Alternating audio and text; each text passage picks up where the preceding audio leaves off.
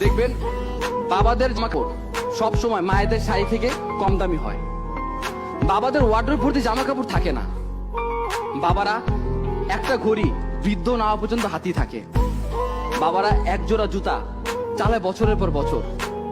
বাবারা কম দামি মোবাইলটা একেবারে নষ্ট না হইলে ফেলে দেয় না। বাবারা রোদ বৃষ্টি মাথায় নিয়ে সঞ্চয় করে। বাবারা সব থেকে সস্তা হোটেলে খায়। নিজের জন্য সব থেকে কৃপণ বাবাটা তার স্ত্রী সন্তানের জন্য সব থেকে বেশি ব্যয় হিসাবী। বাবারা একেবারে বাধ্য না হলে কখনো না বলে না। বাবারা ভালোবাসি এই কথাটা বলতে জানে না, করতে জানে। পৃথিবীর সব পুরুষ খারাপ, সব জন্মদাতা খারাপ, কিন্তু একটাও খারাপ বাবা নাই। মানুষটা মোমবাতির মতো, নিজে গলে পরিবারকে আলো দেয়। আর সেই মানুষটা হলো বাবা। সন্তানের হাতে নতুন মোবাইল তুলে দিয়ে যে নিজে পুরাতন মোবাইল ইউজ করে। বাবারা সবসময় নিম পাতার মতো হয়, কিন্তু আমাদেরকে বড় বৃক্ষের মতো ছায়া দিয়ে রাখে, যার কারণে সূর্যের তাপটা আমাদেরকে ছুঁতে পারে না। এই পৃথিবীতে যাদের বাবা নেই তারা বুঝে এই পৃথিবীতে স্বাধীনভাবে চলতে বাবাকে কতটা প্রয়োজন হয়।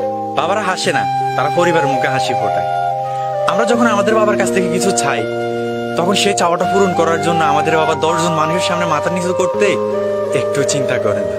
মাঝে মাঝে বাবা আমাদের কিছু চাওয়া পূরণ করতে পারে না, তখন আমাদের অনেক খারাপ লাগে।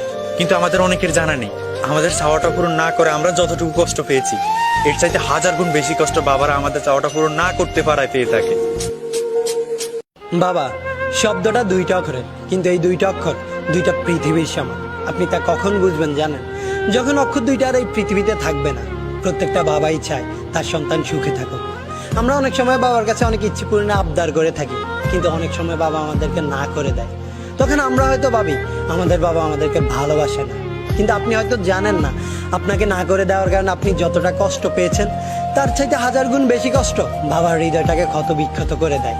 আমাদের মা হয়তো তার ভালোবাসাটা প্রকাশ করতে পারে, মুখে বলতে পারে ভালোবাসি, কিন্তু বাবা তার ভালোবাসাটা প্রকাশ করতে পারে না, শুধু নীরবে ভালোবাসতে জানে। জীবনের এই চলার পথে আমরা আমাদের বাবাকে অনেক বেশি ভালোবেসে ফেলি। আমরা তা কখন বুঝতে পারি জানেন? বাবা মারা যাওয়ার পর। আমরা হয়তো আমাদের মাকে অনেকবারই বলেছি ভালোবাসি মা, কিন্তু বাবাকে হয়তো এখন একবারও বলে হওয়া ওঠেনি ভালোবাসি বাবা।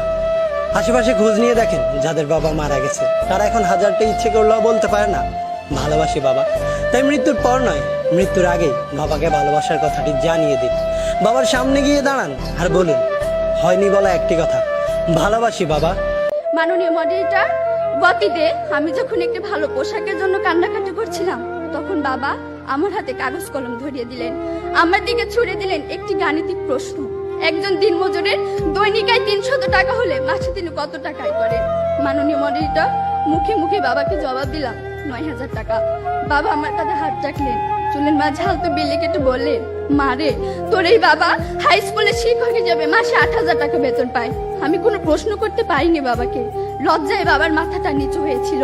পৌরাত্বের দ্বার প্রান্তে দাঁড়ানো বাবার বয়সে চোখ হতে খসে পড়ে জল। জানি না মাননীয় মডারেটর, আমার বাবার বয়সে চোখ থেকে খসে পড়া জল শিক্ষার মানকে কতটা টেনে তোলার যোগ্যতা রাখে। মাননীয় মডারেটর, এই যদি হয় শিক্ষাগুরুর জীবন, তাহলে একটা সময় হয়তো এদেশে আর কোনো শিক্ষকই পাওয়া যাবে না। এমন বাংলাদেশ আমরা কখনোই আশা করি না।